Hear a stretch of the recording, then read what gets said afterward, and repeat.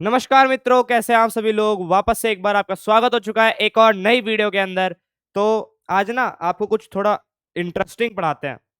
Interesting का मतलब जैसे कि हम न्यूमेरिकल्स करते हैं ना, जब हम न्यूमेरिकल्स करते हैं तो हमारा इंटरेस्ट बनता है। Numericals is equals to interest. अब बहुत से बच्चे कहेंगे कि भैया हमारा तो नहीं बनता, तो इसीलिए तो ये मैं कॉन्सेप्ट लेकर आया हूं ताकि आपका थोड़ा इंटरेस्ट बन पाए। देखो, हमारी जो केमिस्ट्री है उसका पहला चैप्टर 11th क्लास की केमिस्ट्री का, हम क्लास 11 शुरू कर रहे हैं, तो 11th क्लास की केमिस्ट्री का सबसे पहला चैप्टर है some basic concepts of chemistry. क्या चैप्टर है? Some basic concepts of chemistry. ठीक है। बट अब यहां पे बेसिक नाम सुनकर ये नहीं मानना कि भाई हर एक चीज बेसिक चलेगी। ना भैया ना। हमने एक 9th क्लास में एक टॉपिक पढ़ा था, मोल कॉन्सेप्ट। ठीक है, जिसका मतलब होता है कि हम जब भी किसी एटम, मॉलिक्यूल, आयन के नंबर की स्टडी करें, किसके अंदर करते हैं हम वो स्टडी? एक न्यूमेरिक वैल्यू होती है जिसका नाम होता है मोल। ठीक है। तो इस बेसिक वर्ड को देखकर ये ना माना जाए कि भाई हर एक चीज इसमें बेसिक चलेगी। ना भाई, इसके अंदर बहुत सारी चीजें हैं। तो जैसे कि अब आपका सबसे इंपॉर्टेंट जो इसके अंदर चीज है वो है दो। सबसे पहली मोल कॉन्सेप्ट और दूसरी कंसंट्रेशन ऑफ द सॉल्यूशन। ठीक है।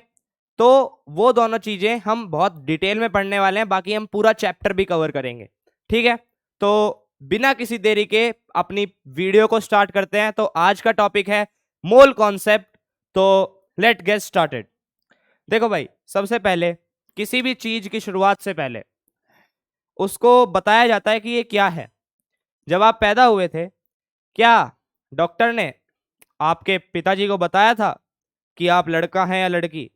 बताया होगा, क्योंकि उस टाइम आपको इंट्रोडक्शन की जरूरत होती है। और जब आप कहीं नए स्कूल में जाते हो, नए स्कूल में जैसे एक स्कूल है, दूसरे स्कूल में गए उस स्कूल को छोड़कर, तो वहां जाके सबसे पहले टीचर आपका क्या लेता है? इंट्रोडक्शन लेता है। क्यों? ताकि वो आपको जान पाए। तो अब हम मोल कॉन्सेप्ट को जान पाए, इसलिए हमें क्या करना पड़ेगा? मोल कॉन्सेप्ट का इंट्रोडक्शन करना पड़ेगा। तो सबसे पहले व्हाट इज अ मोल? यहां पूछा क्या गया है भाई, मोल क्या चीज है यार? सबसे पहले हमें यह जानना है। A fundamental unit of chemistry, एक केमिस्ट्री की फंडामेंटल यूनिट है जिसको हम बोलते हैं मोल।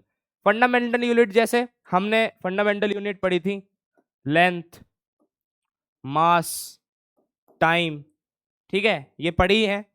तो इन्हें बोलते हैं फंडामेंटल यूनिट्स। ठीक है। तो जब भी हम किसी अमाउंट ऑफ सब्सटेंस की बात करें तो हम फंडामेंटल यूनिट यूज करते हैं केमिस्ट्री में, मोल। ठीक है। तो ये एक फंडामेंटल यूनिट है केमिस्ट्री की। ठीक है। अगली बात, acts as a bridge. Bridge यानी कि पुल की तरह काम करता है किन दो चीजों के बीच में? Microscopic world of atoms, molecules, and the macroscopic world of laboratory measurement. देखो एग्जांपल लेते हैं। एग्जांपल के तौर पे ये एक रिमोट है। ठीक है। इसके अंदर ये जो रिमोट है ये क्या है? मैक्रोस्कोपिक। अब सबसे पहले मैक्रो का मतलब समझते हैं भाई, बहुत से बच्चों को मैक्रो नहीं पता होगा। मैक्रो का मतलब होता है बड़ा, जो हम अपनी आंखों से देख पाए। ठीक है। और माइक्रो, माइक्रो का मतलब होता है छोटा। ठीक है। ये दो चीजें होती हैं। तो ये जो रिमोट है ये है मैक्रोस्कोपिक, और इसके अंदर जो एटम्स हैं वो है माइक्रोस्कोपिक। तो ये मोल जो है ये ब्रिज की तरह काम करता है माइक्रोस्कोपिक चीजों को मैक्रोस्कोपिक चीजें बनाने के लिए। ठीक है। लेबोरेटरी मेजरमेंट यानी कि जो हम लेबोरेटरी में काम करते हैं उनकी मेजरमेंट्स लेना।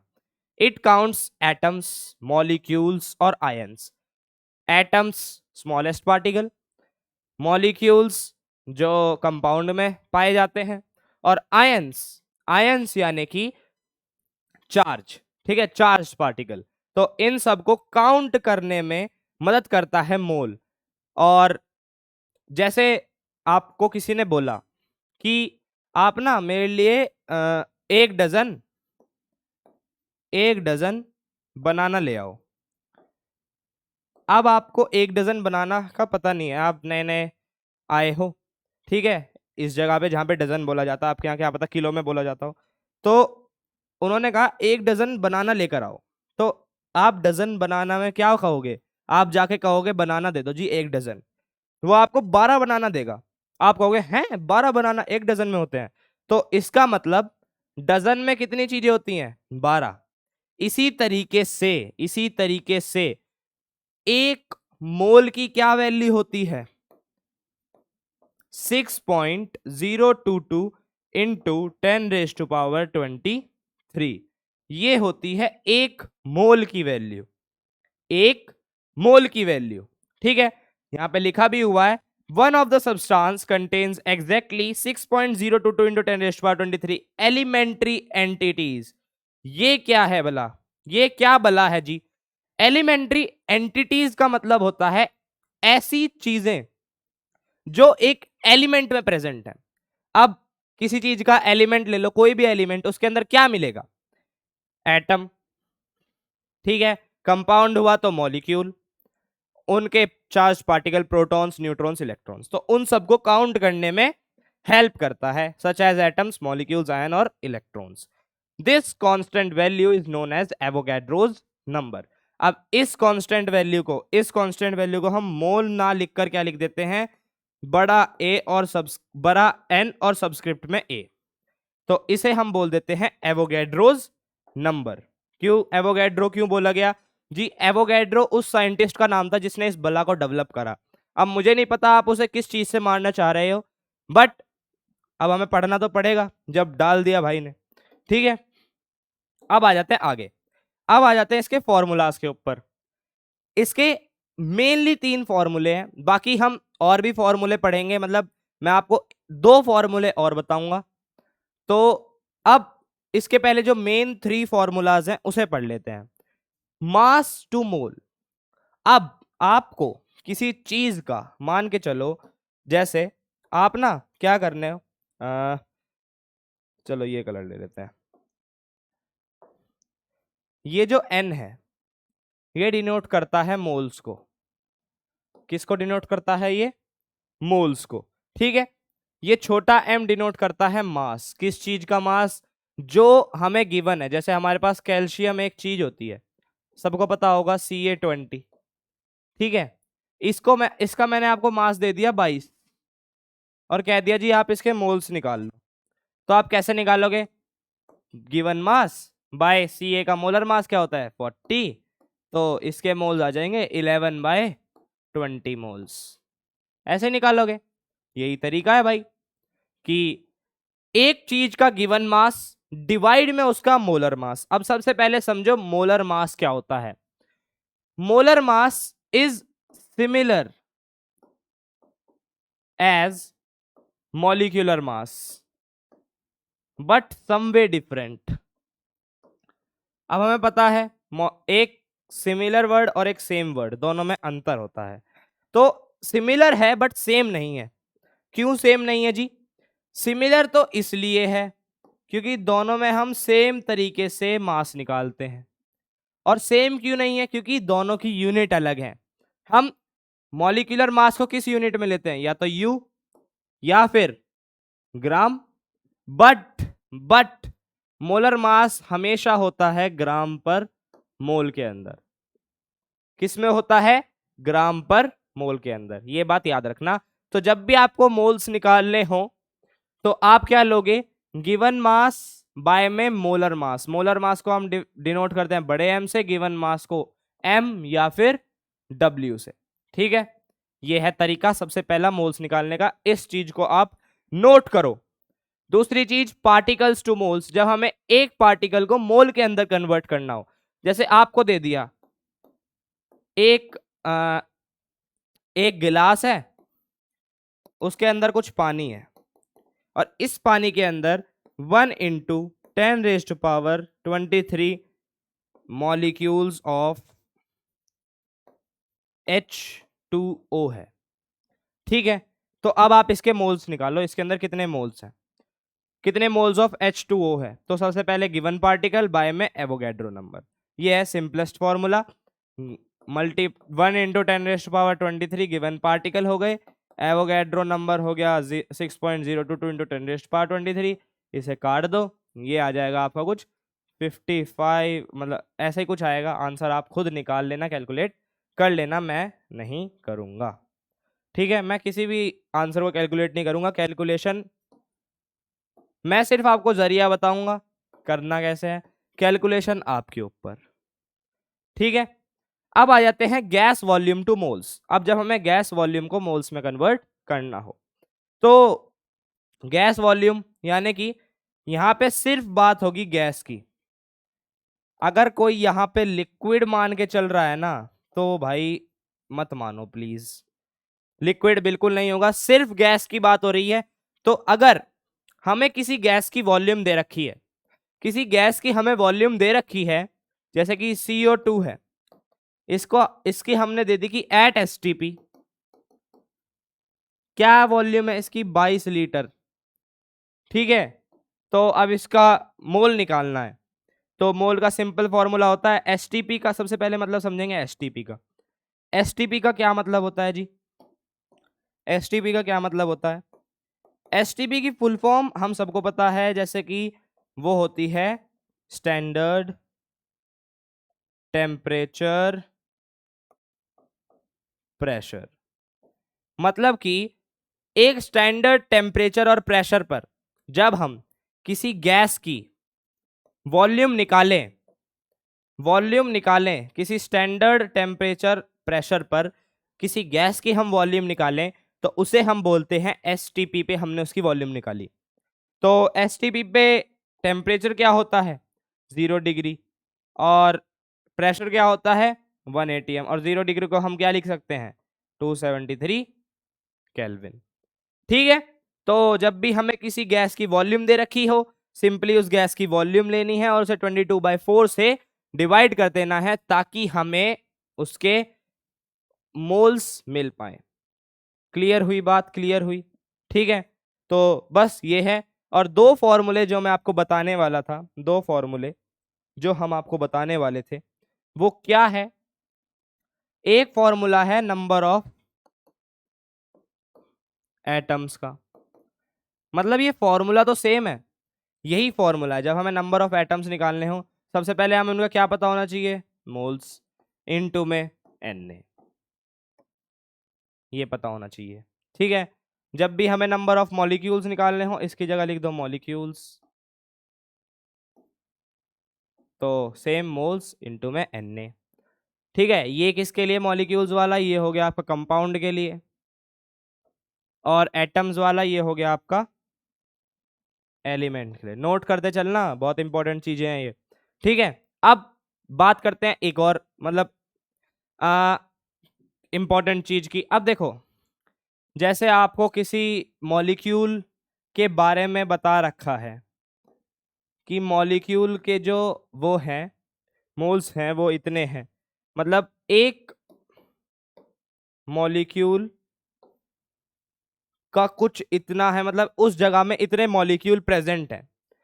एक कंटेनर है, उसके अंदर इतने मॉलिक्यूल्स प्रेजेंट हैं किसी चीज के, और उस चीज के अंदर मान लो वो है H2O, ठीक है। तो उसने बोल दिया X एटम जो है, X एटम जो है वो कितने प्रेजेंट है। तो सिंपली उस मॉलिक्यूल के नंबर को, जितने मॉलिक्यूल हैं उसको मल्टीप्लाई कर दो 2 से, ठीक है। बस ये आ जाएगा आपका X एटम, ठीक है। ये समझ लो, ये 5 फॉर्मूले बताए मैंने आपको इंपॉर्टेंट, ये है बात थ्योरी की। अब बात आ जाए आपके क्वेश्चंस की। तो क्वेश्चन यहाँ पे हम थोड़े सोबर सोबर यानी कि थोड़े सस्ते क्वेश्चन करेंगे, महंगे क्वेश्चन हम करेंगे लाइव क्लास अटेंड करके। तो सभी तैयार रहना, जल्दी लाइव लेने वाला हूं मैं, ठीक है। तो अब आ जाते हैं calculate the molar mass of CaCl2। Question आ गया है सबसे पहला, सोचो थोड़ा दिमाग लगाओ, पहले इसे पढ़ो।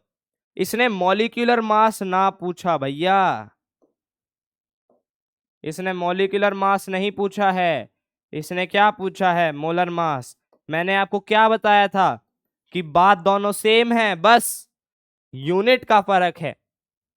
ठीक है, तो क्या करेंगे मोलर मास ऑफ CaCl2 निकालने के लिए? CaCl2 लेंगे, इसे तोड़ेंगे, तोड़ेंगे यानी कि Ca कितने प्रेजेंट हैं? एक। Ca का मास क्या होता है? 40। Cl कितने प्रेजेंट हैं? 2। Cl का मास क्या होता है? 35.5। ये है एवरेज एटॉमिक मास, तो वो भी हम जल्दी पढ़ेंगे। मोलर मास, हाँ देखो भाई एक बात याद आई, उसे बता देता हूं मैं आपको, जो आगे हमारे बहुत काम आने वाली है। मोलर मास को हम बोलते हैं ग्राम मॉलिक्यूलर मास, ये बात याद रखना, इंपॉर्टेंट बात है, ये हम आगे पढ़ने वाले हैं। ठीक है, तो ये बात याद रखना, मोलर मास को हम ग्राम मॉलिक्यूलर मास भी बोलते हैं। तो CaCl2 का क्या मोलर मास आएगा? 40, 35.5 इंटू 2, 71। तो क्या आएगा? मोलर मास हमेशा किस में आता है? ग्राम पर मोल के अंदर, यानी कि क्या आएगा बता दो भाई? 111 ग्राम पर मोल, ये आ जाएगा जिसका मोलर मास। क्लियर हुआ? क्लियर हुआ पहला क्वेश्चन? देख लो, निहार लो एक बार, कुछ गलती है तो मुझे ही बता देना भाई, मैं भी परफेक्ट तो नहीं हूं। ठीक है, आगे बढ़ते हैं। अब आ जाए क्वेश्चन, पढ़ना ध्यान से। कैलकुलेट द मास ऑफ, दो चीजें दे रखी हैं, an atom of silver and a molecule of carbon dioxide. Mass निकालना है, मास निकालना है। ठीक है, एक एटम का मास हम कैसे निकाल सकते हैं? सबसे पहले तो सिल्वर का मास होता है 108। ठीक है, अब हम एक एटम का मास कैसे निकाल सकते हैं?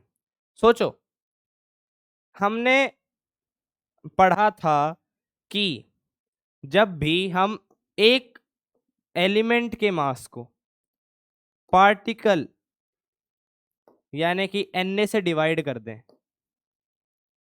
Na से डिवाइड कर दें, तो हमें क्या मिल जाता है? मास ऑफ एन एटम मिल जाता है। बस सिंपली सिल्वर का हमें मास पता है 108 बाय में एवोगैड्रोस नंबर 6.02 × 10⁻23। अब आप इसे सॉल्व करते रहना, -23।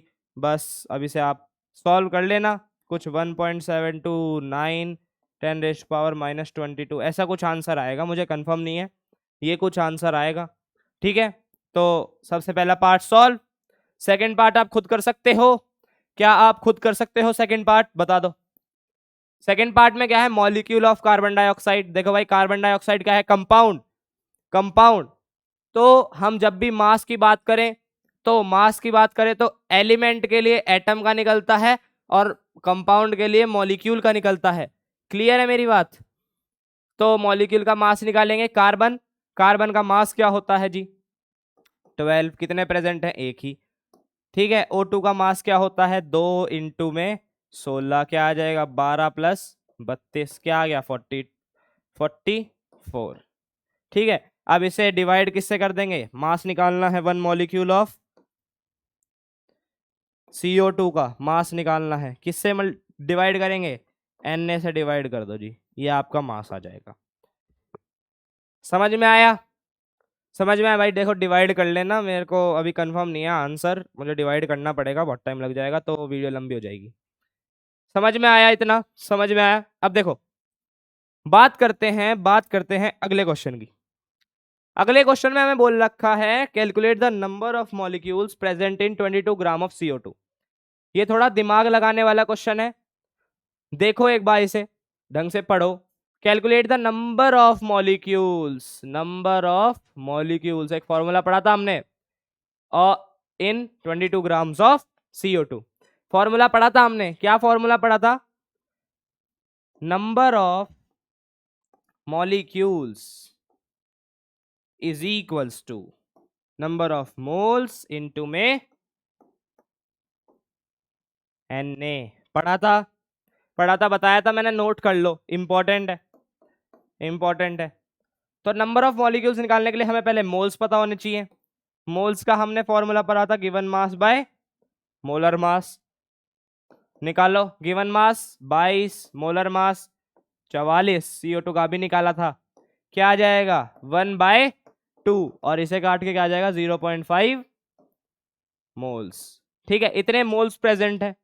तो अब नंबर ऑफ मॉलिक्यूल निकालना हमारे लिए क्या हो गया, आसान। 1/2 ही लिख लूं इसे। एवोगैड्रो नंबर क्या होता है जी, 6.022 10⁻23। कंफर्म, काट दो। 3.011 इंटू 10⁻23 मॉलिक्यूल्स।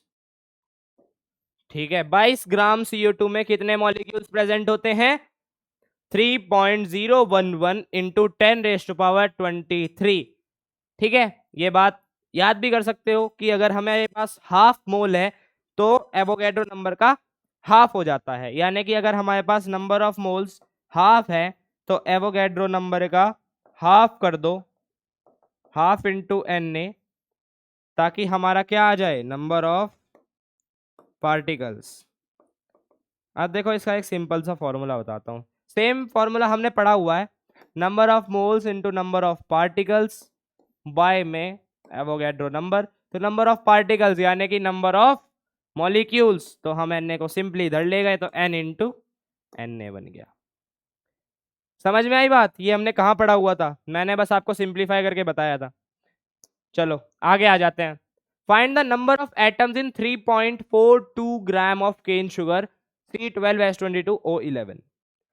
इस केन शुगर का दूसरा नाम होता है जी सुक्रोज। अब सबसे पहले क्वेश्चन समझो, यहाँ पे मॉलिक्यूल्स लिखा होना चाहिए था अगर हमें सिंपली ये क्वेश्चन करना था तो, बट हमें सिंपली नहीं करना, हमें एटम्स फाइंड करने हैं। तो सारी सबके एटम्स कैसे निकालेंगे, C के भी एटम निकालने पड़ेंगे, H के भी एटम निकालने पड़ेंगे और O के भी एटम निकालने पड़ेंगे। तो सबसे पहले इसका हम नंबर ऑफ मॉलिक्यूल्स निकाल लेते हैं। हमने एक फॉर्मूला पढ़ रखा है, नंबर ऑफ मॉलिक्यूल्स इनटू में जितने एटम उसके अंदर प्रेजेंट हैं एक के अंदर, उससे मल्टीप्लाई। ठीक है, ये हमने फॉर्मूला पढ़ा हुआ है, तो हम सिंपली इसका मॉलिक्यूल्स निकालेंगे। कैसे निकालेंगे, number of moles given mass by molar mass. Given mass क्या है 3.42 और मोलर मास 342 होता है जी, तो इसे कर देंगे डिवाइड, तो आ जाएगा 0.01 मोल्स, ये आ जाएंगे मोल्स। ठीक है, अब नंबर ऑफ मॉलिक्यूल्स निकालने के लिए सिंपली इसे क्या कर दो, नंबर ऑफ पार्टिकल्स निकालने के लिए सिंपली इसे क्या कर दो, मल्टीप्लाई कर दो। अरे यार, नंबर ऑफ पार्टिकल्स निकालने के लिए n को मल्टीप्लाई कर दो एवोगैड्रोज नंबर से। ठीक है, तो क्या आ जाएगा 0.01 इंटू 6.022 इंटू 10⁻23। ठीक है, तो इसका आंसर आएगा 6.022 इंटू 10⁻21। ये आ जाएंगे नंबर ऑफ मॉलिक्यूल्स। अब अगर हमें एटम्स के नंबर निकालने हैं तो सिंपली जो हमारे नंबर ऑफ मॉलिक्यूल्स आए, नंबर ऑफ मॉलिक्यूल्स आए, क्या है हमारे नंबर ऑफ मॉलिक्यूल्स, ऐसे लिख लेते हैं हम, NP is equals to 6.022 into 10⁻21। ये आए नंबर ऑफ मॉलिक्यूल्स, इन्हें डाल लो एक बक्से में। अब निकाल लो C एटम, कार्बन कितने प्रेजेंट हैं, कार्बन प्रेजेंट होंगे जी आपके 6.022 इंटू में 10⁻21 इंटू में 12। ठीक है, इतने कार्बन प्रेजेंट होंगे, कार्बन एटम इतने प्रेजेंट होंगे केन शुगर के अंदर। अब आ जाओ हाइड्रोजन की बात, 6.022 इंटू 10⁻21 H की बात कर रहे हैं हम, तो इसे मल्टीप्लाई कर देंगे 22 से। ठीक है, सिंपल सा फॉर्मूला है, याद करना है बस। तो O की बात कर ले ऑक्सीजन की, तो 6.022 इंटू 10⁻21 मल्टीप्लाई बाय 11। ये हो गया जी आपके number of atoms in cane sugar of each element, carbon, hydrogen and oxygen. अब आ जाते हैं आज के आखिरी क्वेश्चन पे, जो थोड़ा घुमावदार क्वेश्चन है। क्या क्वेश्चन है जी, calculate the mass of CO2 CO2 का मास निकालना, इसका सॉल्यूशन बहुत छोटा है, सॉल्यूशन जो है वो स्मॉल है, पर इसमें माइंड बिग ब्रेन यूज करना पड़ेगा जी आपको, ठीक है। तो calculate the mass of CO2, CO2 का मास निकालना है which contains the same number of molecules as are contained in 40 gram of oxygen. अब देखो भाई, एक बात बताता हूं आपको, जब आपके मॉलिक्यूल्स दो चीजों के इक्वल है ना, molecules of A is equals to molecules of B, तो क्या होता है, जो मोल्स होते हैं ना, मोल्स ऑफ ए, वो किसके इक्वल होते हैं, मोल्स ऑफ बी के। ये बात आप नोट कर लो, ठीक है, ये बात आप नोट कर लो। तो अब एक बहुत सिंपल क्वेश्चन बन चुका है, ये बहुत सिंपल क्वेश्चन बन चुका है ये। 40 ग्राम ऑक्सीजन दे रखी है, तो ऑक्सीजन यानी कि O2, O2, तो इसके अगर हम मोल्स निकालेंगे, इसके अगर हम मोल्स निकालेंगे, मोल्स ऑफ O2, तो गिवन मास बाय में मोलर मास, तो ये आ जाएगा 40 बाय में 32, 1.25 मोल्स। तो अभी हमने क्या पढ़ा कि जिसके अंदर सेम नंबर ऑफ मॉलिक्यूल्स हैं, तो उसके अंदर सेम नंबर ऑफ मोल्स भी होंगे, तो यानी कि number of moles of O2 is equals to number of moles of CO2। समझ में आई ये बात? तो अब CO2 का मास निकालना है सिंपली, जितना 40 ग्राम ऑक्सीजन में है, ठीक है। तो सिंपल हम क्या करेंगे, CO2 का मोलर मास क्या होता है फॉर्मूला जी, N is equals to given mass by molar mass. Moles हमें पता चल गए, मोलर मास हमें पता है, ये हमें फाइंड करना है। तो सिंपली हम ये फॉर्मूला अप्लाई करेंगे, मोल्स क्या है 1.25, गिवन मास बाय मोलर मास क्या होता है CO2 का 44, तो क्या बन जाएगा 1.25 into 44 is equals to W, तो W आ जाएगा, यानी कि गिवन मास आ जाएगा 55 ग्राम। ठीक है भाई, ये क्वेश्चन भी खत्म हो चुका है। अब देखो, ये हमारा आज का आखिरी क्वेश्चन, अब इसके अलावा हम कुछ नहीं पढ़ने वाले। इन सारी चीजों को एक बार जाके, ये जो जितने भी क्वेश्चन है, उम्मीद करता हूं तुमने स्क्रीनशॉट लिए होंगे, और अगर नहीं लिए तो वीडियो को एक बार फिर चला के इनके स्क्रीनशॉट ले लो, और स्क्रीनशॉट लेने के बाद, स्क्रीनशॉट लेने के बाद सॉल्यूशन के स्क्रीनशॉट मत लेना, सिर्फ क्वेश्चन के, और उन क्वेश्चन को दोबारा सॉल्व करो, ताकि आपको थोड़ा और क्लियर हो कॉन्सेप्ट, और मोल कॉन्सेप्ट के जितने ज्यादा क्वेश्चन कर सको ना, हायर लेवल के, जेई एडवांस के क्वेश्चन करो, ठीक है, जेई मेंस के क्वेश्चन करो। अगर आपके पास पुरानी बुक है तो उसके अंदर AI-EEE के क्वेश्चंस होंगे, वो करो, IIT के क्वेश्चंस होंगे, वो करो, नीट के क्वेश्चन,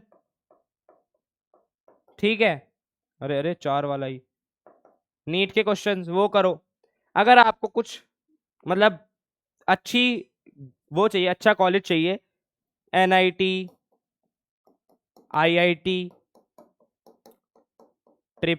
IIT, ये क्या लिख दिया मैंने, थोड़ा शॉर्ट फॉर्म थी वो, ठीक है, IIT या फिर VIT, इन 4 चीजों में से मतलब एक अच्छा इंस्टीट्यूशन चाहिए अगर आपको कोई भी, तो आपको ये सारी चीजें पता होनी चाहिए, इन सब चीजों के बारे में नॉलेज होनी चाहिए। और मोल कॉन्सेप्ट कड़ी है भाई, मोल कॉन्सेप्ट हर एक फिजिकल केमिस्ट्री के कॉन्सेप्ट में मिलेगा आपको, फिजिकल केमिस्ट्री के हर चैप्टर में मोल कॉन्सेप्ट का यूज है।